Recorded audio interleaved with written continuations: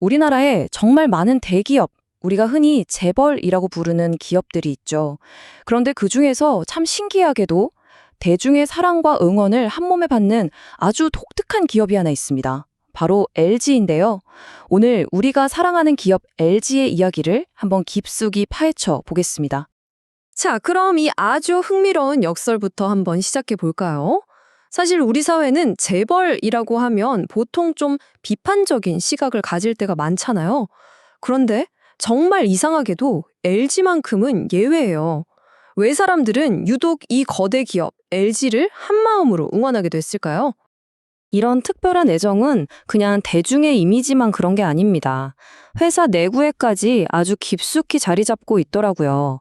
예를 들어 2018년에 구본모 회장이 세상을 떠났을 때 한 직원이 기자랑 통화를 하다가 오열했다는 일화는 너무나도 유명하죠. 아니, 총수의 죽음에 직원이 이렇게까지 슬퍼한다? 정말 보기 드문 광경이거든요.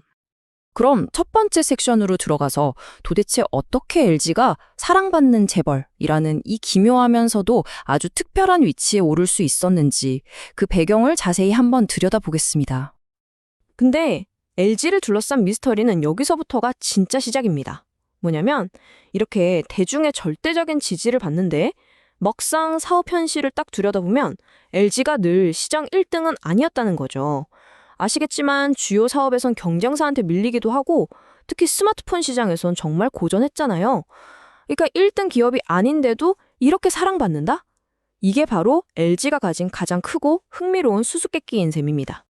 대중들이 LG를 어떻게 보는지 이 LG 트윈스 야구팀 일화 하나면 딱 설명이 됩니다. 무려 20년이 넘게 우승팀 MVP 주려고 준비해둔 롤렉스 시계가 금고에서 주인을 못 찾았다는 이야기. 뭔가 의도는 참 좋은데 어딘가 운이 잘 안 따라주는 그런 느낌 있잖아요. 하지만 바로 그 점 때문에 우리가 더 마음을 쓰게 되고 더 응원하고 싶어지는 그런 친근한 이미지를 갖게 된 거죠. 자, 그렇다면 이 흥미로운 역설의 해답은 대체 어디에 있을까요?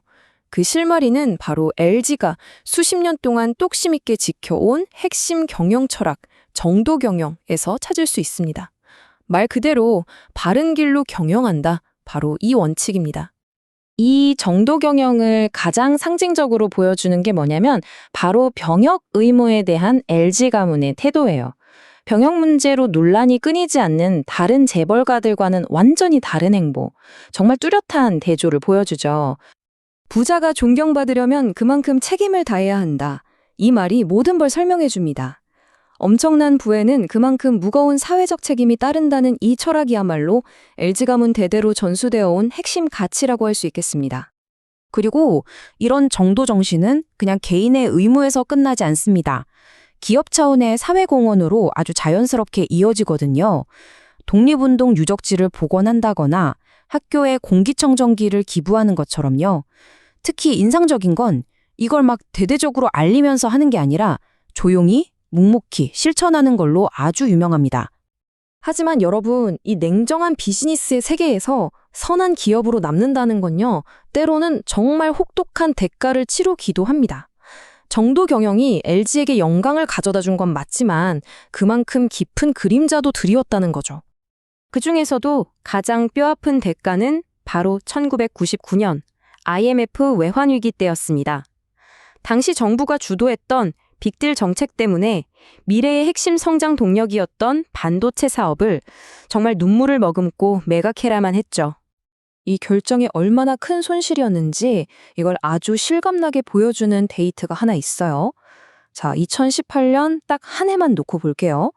LG가 어쩔 수 없이 팔아야 했던 바로 그 회사, 지금의 SK 하이닉스죠. 이 회사가 벌어들인 영업이익이요. LG전자 전체 이익보다 무려 7배 가까이 많았습니다. 정말 어마어마한 차이죠.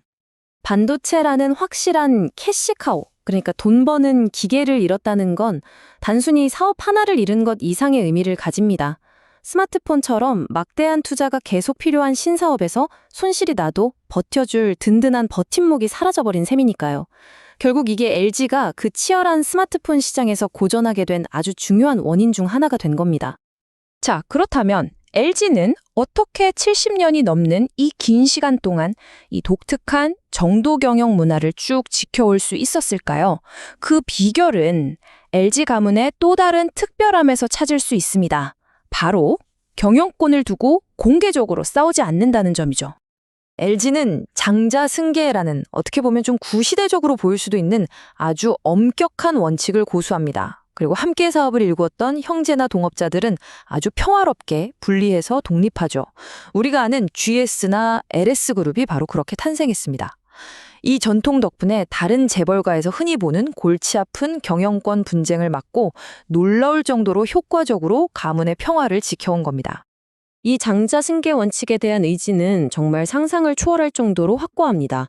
후계자였던 장손이 안타깝게 사고로 세상을 떠나자 동생이 자신의 아들을 형의 양자로 보내서 가문의 대를 잇게 할 정도였으니까요. 이건 뭐 말 그대로 족보까지 바꾸면서 원칙을 지킨 셈이죠. 자, 그럼 지금까지의 이 모든 이야기들은 LG의 미래에 과연 어떤 질문을 던지고 있을까요? 마지막 섹션에서는 이 정도 경영이 앞으로 나아갈 길에 대해 함께 고민해 보겠습니다. 더러운 1등을 하느니 차라리 깨끗한 2등을 하겠다. 돌아가신 구본무 회장께서 남기신 이 한마디는 LG가 추구해온 정도 경영의 정신을 그 어떤 미사 여구보다도 명확하고 또 강력하게 보여줍니다. 그리고 이 철학은 그냥 멋진 말로만 남지 않았습니다. 자신의 희생에서 다른 사람을 구한 우리 주변의 평범한 영웅들에게 수여하는 LG 의인상을 만들었죠. 이렇게 개인의 굳건한 신념을 모두가 기억하고 존경하는 지속적인 기업의 유산으로 만들어낸 겁니다. 이제 LG 앞에는 새로운 시대에 아주 중요한 질문이 놓여 있습니다. 과연 모두에게 존경받는 이 정도 경영이 1등이 아니면 살아남기 힘든 이 치열한 글로벌 경쟁 속에서 최고의 사업적 성과, 즉 탁월한 1등으로까지 이어질 수 있을까 하는 점이죠. 새로운 리더십 아래 LG가 이 오랜 숙제를 어떻게 풀어낼지, 이것이 바로 우리가 앞으로도 LG의 행보를 계속 주목해야 하는 이유일 겁니다.